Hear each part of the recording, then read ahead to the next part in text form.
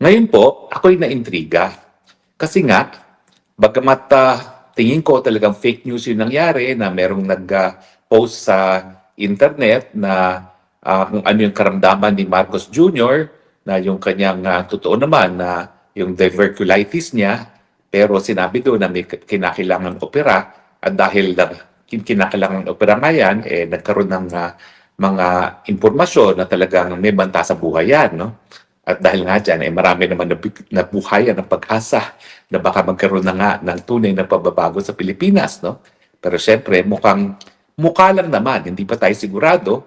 Mukha namang wala ratang basihan yung ating bagong pag-asa kasi biglang sumipot muli sa Malacanang si Marcos Jr. Bagamat hindi pa natin alam kung ito ay kasaysayan na nauulit lamang o katotohanan. Anong sinasabi ko dyan? Ano ibig sabihin ko? Alam nyo, bago mapasipa at sinuka ng Pilipino, si Marcos Sr., yung diktador na ama ni Marcos Jr., yung bangag na kleptomania, siya rin ay nagkaroon ng napakaseryosong karamdaman. Para sa mga kabataan na hindi na nakakaalam nito, ang karamdaman niya noon ay lupus at ito ay life-threatening. Tapos dahil nga sa lupus, nagkaroon siya ng kidney failure at dahil sa kidney failure, nagkaroon din siya ng komplikasyon na sakit sa puso. Now, itinago yan ni Marcos Jr.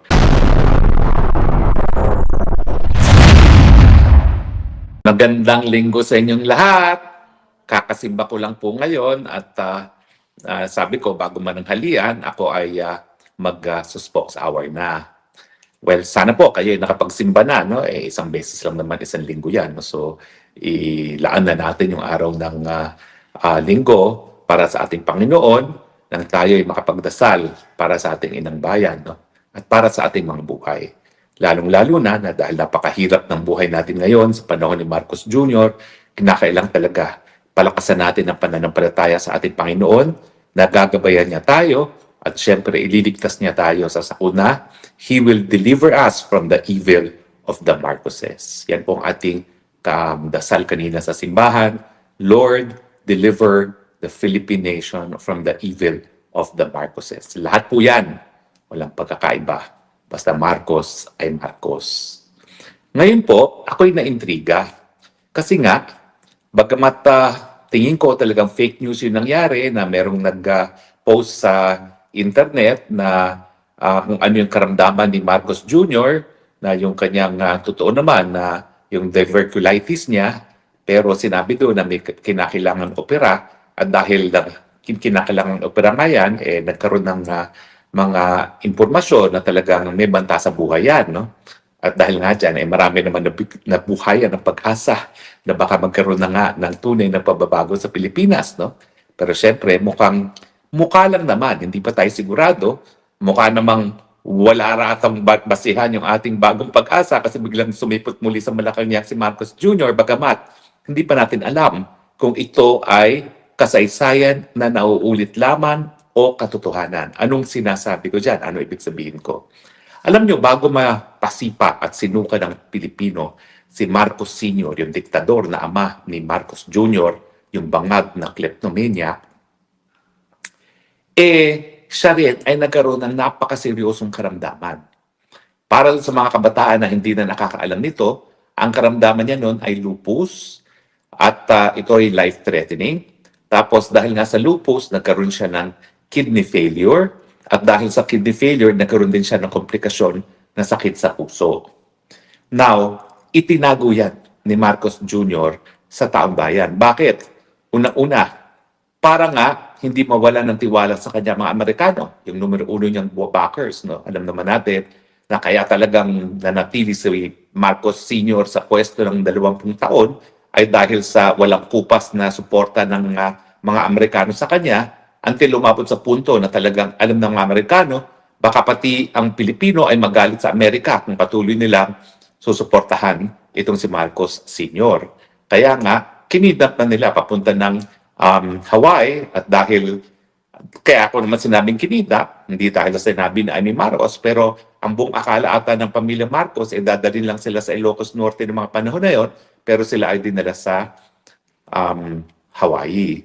Kaya nga itong si Marcos Jr. parang gumaganti sa kasaysayan, kinidnap din si Tatay Digong at pinadala naman sa dahig. Pero bago talaga sila nasipa sa pwesto, matindi ang karamdaman ni Marcos Sr.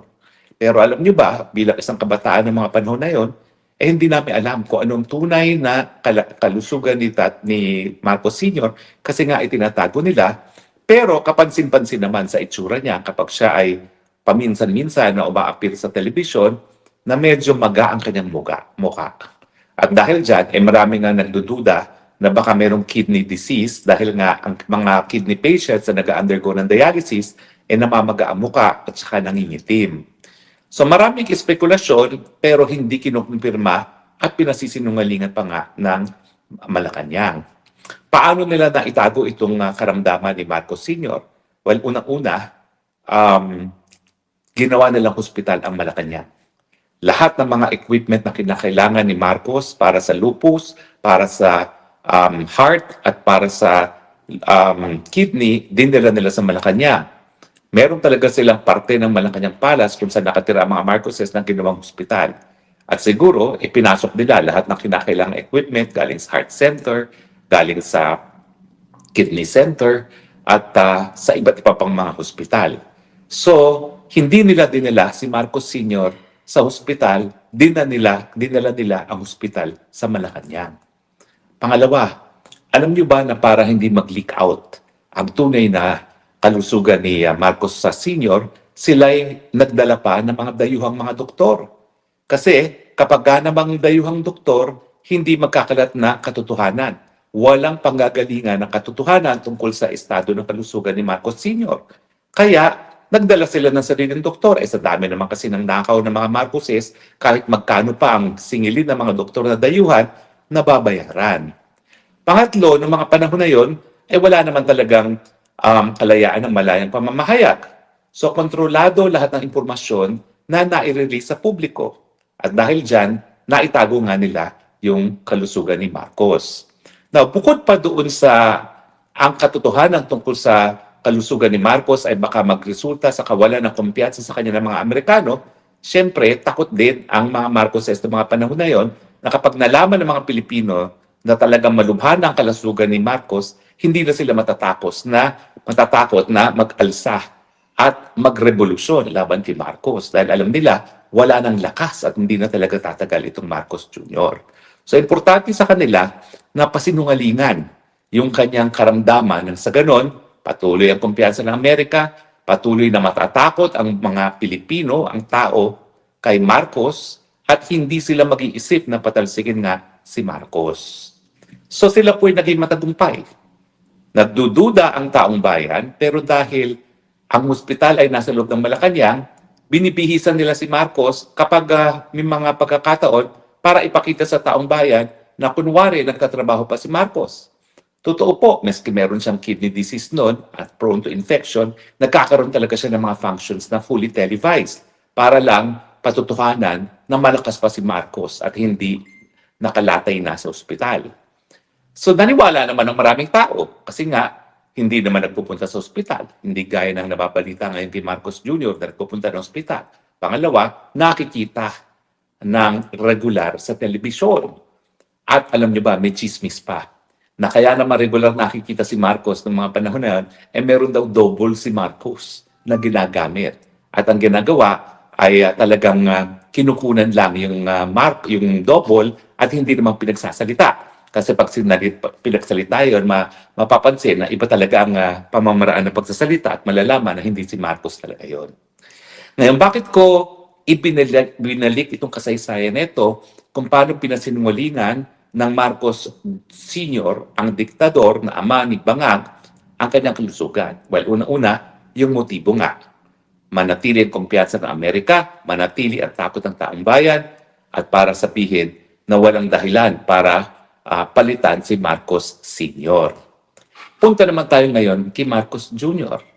Ang pagkakaiba, nung una, sinabi nila na nagpunta lang for medical observation itong si Marcos. Walang pag-amin na siya nagpunta sa ospital. Makikita nyo na yung unang tangka nila ay gayahin yung ginawa ng ama niya na hindi pupunta sa ospital. Kasi pagpunta sa ospital ay talagang kumpirmasyon na merong sakit talaga si Marcos Jr. Ang tingin ko, ang plano talaga nila ay wag magpunta sa ospital at ilipat ang ospital sa Malacanang mismo. Pero ang sa tingin ko, wala silang sapat na panahon para maglipat ng lahat ng equipment na kinakailangan ni Marcos Jr. Wag po kayong magugulat kung pati instant operating room ay talagang ililipat nila sa Malacanang. Ganyan po ang ginawa nila kay Marcos Sr. Yung kinakailangan ng kidney transplant ni Marcos Jr., hindi po siya nagpunta ng ospital. At pati ang bangag, ang Marcos Jr. na nag-donate ng kidney, ang balita, dyan po sa Malacanang ginawa yan. So kayang-kaya nila bumuo ng isang operating room sa loob mismo ng Malacanang. Pero nung nagkaroon ng emergency medical condition siguro si Marcos Jr., wala pa silang pagkakataon na ayusin ang ospital sa Malacanang. Ay nako, hindi ako magtataka kung ngayon as we speak, gumagawa na sila ng operating room, ng dialysis center, at kung ano-ano pang kinakailangan ni Marcos Jr. kapag siya ay natuluyang magkasakit. No? Dito nga sa kanyang diverculitis na magre-resulta sa malawakang infection at magiging banta dun sa katunayan na iisa lang ang kidney niya at dapat maiwasan talaga ang impeksyon na mangyayari kapag hindi lumabas ang dumi sa katawan ni Marcos Jr. So sa tingin ko, dahil hindi pa gawa ang hospital sa Malacanang, nagpunta muna sila sa St. Luke's at pinasinungalingan na lang na seryoso ang kanyang kalusugan at pinalalabas lamang na for medical observation lamang. Pero meron po talagang tangka na gayahin ang ginawa ni Marcos Jr. At sa tingin ko, while we speak, walang kaduda-duda, gumagawa na sila ng ospital kasama ang operating room dyan sa loob ng Malacanang para paghandaan yung darating na panahon na baka kakailanganin na nga ni Marcos Jr. na operasyon. Pag siya po'y nag-operasyon, hindi po yan mag-aanunsyo. Kasi alam nila na kapag nag-operasyon, delikado yung kanyang diverculitis. Yan po yung sinasabi ng mga medical literature na kapag nakailangan ng operasyon, ibig sabihin, nag-spread ng infection sa kanyang colon at baka sa ibang parte ng katawan. Kaya itatago nila yan at kung kinakailangan ng surgery, baka gawin nila yan sa Malacanang. Ano pa ang kaparehong nangyayari sa panahon ng kanyang tatay? Wala pong malayang media nung panahon ni Marcos. Kaya kontrolado ang labas ng impormasyon. Well, ngayon po, mayroon naman tayong malayang media. Ang problema, centralized naman po ang release ng impormasyon kay Auntie Claire at si Auntie Claire wala naman pong sinasabing marami tungkol sa kanyang medical condition. Hanggang wala pong pumunta sa korte at humingi ng totoong medical bulletin sa mga doktor ng presidente, hindi natin malalaman ang tunay na kalagayan ni Marcos Jr. So parang kapareho din ang ginagawa ngayon ng administrasyon ng anak sa kanyang ama na linilimitahan ang impormasyon tungkol sa kanyang kalusugan. Bagamat meron tayong malayang pamamahayag. No? Aanhin mo naman ang malayang pamamahayag. Kung ang pinag-uusapan ay kalusugan, ang kalusugan naman po talaga, yan po ay privileged communication, absolutely confidential, except that pagdating sa presidente, sinasabi talaga ng saligang batas na kinakailangan pag malubha ang kalusugan, dapat magbigay ng ulat sa taong bayan. Pero dahil nga pareho din ang motibasyon ni Marcos Jr. para pagtakban ng kanyang kalusugan at ano itong kanyang mga motibasyon para hindi mawala ang kumpiyansa ng Estados Unidos sa kanya na patuloy siyang suportahan bagamat siya ay sinusukan na ng taong bayan. Pangalawa, para hindi isipin ng taong bayan na po pwede nang magrevolusyon, mag-people power laban sa kanya dahil siya ay mahina ng pagkakatawan. No? At siyempre, para bigyan ng kasinungalingan na normal pa rin ang patawad sa gobyerno, ang palakad sa gobyerno, bagamat alam naman natin na maski normal ang palakad ng gobyerno, wala namang solusyon na binibigay itong Marcos Jr. sa ating mga problema ng kagutuman, sa korupsyon at iba pang mga hinaharap nating mga suliranin. No? So, ano mga kapareho? Kapareho ang mag-ama na may sakit. Kapareho ang may mag-ama na itinatago ang tunay na kalagayan ng kanilang kalusugan sa taong bayan. Pareho ang motivasyon nila para hindi mawala ang kumpiyansa ng Amerika sa kanila, para ang Pilipino ay hindi mag-isip na panahon na mag-alsa at paalisin sila sa pwesto at para iparating ang kasinungalingan na normal ang patakbo sa gobyerno. Ang mga pamamaraan, well, bagamat mas maraming kalayaan ngayon ng mga mamamahayag, limitado naman ang pag-release ng impormasyon. Alam niyo ba, yung mga provision sa saligang batas nga na ang kalusugan ng presidente pag malubha ay dapat isa publiko, dahil nga yan, nung sa ginawang ng Marcos Sr. na isinikreto ang kanyang malubhang kalagayan. Kasi siyempre, pag malubhang kalagayan, alam natin, magkakaroon na ng change in presidency. At pagkaroon ng change in presidency at ayaw umalis ng presidente, yan ang iniiwasan nila. Now, ang hindi ko lang alam ngayon, kung talagang gagamit din sila ng double ni Marcos Jr. para palabasin na normal pa rin ang patakaran. Pero makikita nyo na tinatangkanan nilang gagamitin yan. Bakit? Well, nasiwalat na po na para pasinungalingan yung malubhang kalusugan ni Marcos Jr., nagpapalabas sila ng mga videos na nakikipag-meeting si Marcos. Pero lumalabas naman ang katotohanan na ilan sa mga videos na kailan lang nila lumabas ay nangyari na nung nakaraan, gaya ng farewell visit ng US Ambassador. Linabas nila yung farewell visit parang 4 o 5 araw na matapos yung actual visit. Para lang pasinungalingan yung kumakalat at chismis na sunod-sunod na ang pagkatsila ng activities ni Marcos Jr. So pareho din ang ginagawa nila ngayon na pinalalabas na normal pa rin ang kalusugan para hindi mag-isip ang taong bayan na wow, yung mga yung mga nananahimik dati na talagang sawan-sawa na at pikon na at punong-puno na sa mga kabalbalan ni Marcos, wag isipin na mahihirapan sila na mag-people power laban sa kanya. So nakikita niyo po para talagang nauulit muli ang kasaysayan. Tayo naman, kaya naman natin binago na nga yung saligang batas para gawing obligasyon na ng presidente na magbigay ng impormasyon tungkol sa kanyang kalusugan pag meron siyang malubhang kalusugan, para yung taong bayan ay makapaghanda doon sa pagpalit ng tao na magiging pinakamakapangyarihan sa ating bayan.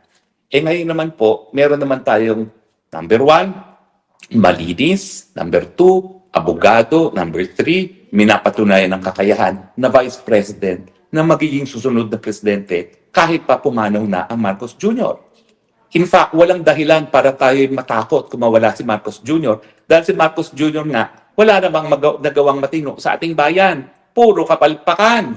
At kaya nga marami sa atin na excited na magpalit na ng presidente dahil alam naman natin na bagamat mas bata itong si Inday Sara Duterte at mas kakaunti ang karanasan sa pamumuno, ang katunayan niyan, hindi naman siya walang karanasan. 2-time mayor, 1-time vice mayor, vice president, okay? And siguro for 2 years, Secretary of Education. Bukod pa dyan, unlike Marcos Jr., hindi lang college graduate si Inday Sara Duterte, abogada pa, pumasa pa ng bar exam. So, bilang tagapagpatupad ng batas, alam niya kung anong ipapatupad niya dahil siya ay abogado. Yan naman po hindi nagawa ni Marcos Jr. at hindi nga natapos man lang ng kolehiyo. At syempre, ang persepsyon ng tao, hindi gaya ng pamilyang Marcos, ang pamilyang Duterte ay hindi po kleptomania. Alam niyo yung kleptomania? Yung addict sa pagnanakaw. Kinikilala po natin ang mga Duterte dahil sa kanilang malinis na pamumuno. Hindi man sila perpekto, maraming binabato sa kanila, pero ang katunayan niyan, walang pwedeng bumato sa kanila na sila'y corrupt. At siyempre, alam natin na may political will ang Duterte na kapag sinabi nila na gagamitin nila ang kapangyarihan ng presidente para itaas ang antas ng kabuhayan ng mga Pilipino, yan po ay gagawin nila. So mga kaibigan, nakikita natin kung paano nauulit ang kasaysayan at kung paano pinaghahandaan talaga ni Marcos Jr. na gawin ang lahat ng ginawa ng kanyang ama para pagtakba ng kanyang kalusugan dahil sa kanilang kagustuhan na huwag maging presidente ang isa na namang Duterte. Pero tayo po ngayon, meron po tayong bagong sandata. Unang-una, ang saligang batas. Pwede tayo pumunta sa hukuman para sila ay mapilitang ilabas ang tunay na impormasyon tungkol sa kalusugan ng presidente. Pangalawa po, bagamat kontrolado pa rin ng mga Marcoses ngayon ng media dahil si Romualdez ngayon ang nagmamay-ari ng karamihan ng mga media outfits at patuloy na sinusupil ang mga independenteng mga media outfits gaya ng SMNI at ang mga vloggers na tinatakot at in fact, isa na namang pananakot ngayon ay laban doon sa mga vloggers na di umano ay nagkalat ng mga peking impormasyon tungkol sa kondisyon ng kalusugan ng presidente. Wala pong pagkakaiba yan doon sa suppression ng press freedom sa martial law. Ang pagkakaiba ngayon, lahat tayo po pwedeng maging mamamahayag dahil sa teknolohiya ng cellphone at ng internet. So mas mahirap po nilang itago ang katotohanan, maski gumawa pa sila ng sariling ospital sa Malacanang. Dahil tayo ngayon, pinagpala na ng Panginoon ng sandata laban doon sa mga kasinungalingan na ikakalat nila tungkol sa kalusugan ni Marcos Jr. Well, ngayon po'y linggo, tayo nagsimba. Ang pinagdarasal po natin, hindi lang para sa Panginoon to deliver us from evil, pero para sa Panginoon na gawin ang kanyang dapat gawin para iligtas naman at itaas ang kabuhayan ng bawat Pilipino. We pray this in the name of our Lord Jesus Christ. Amen. Bahala ka na, Panginoon. Kung anong gusto mong mangyari, thine will be done, but we pray that evil should not be allowed to prevail. And the Marcos name is synonymous with evil. In Jesus' name, we pray. Ito po ang inyong spokes ng bayan na nagsasabi, let us believe in the powers of prayers and let us stand by our rights. Ito po ang inyong spokes ng bayan na nagsasabi, I love you, Philippines. You're the only country that I have. You're the only country that I will love.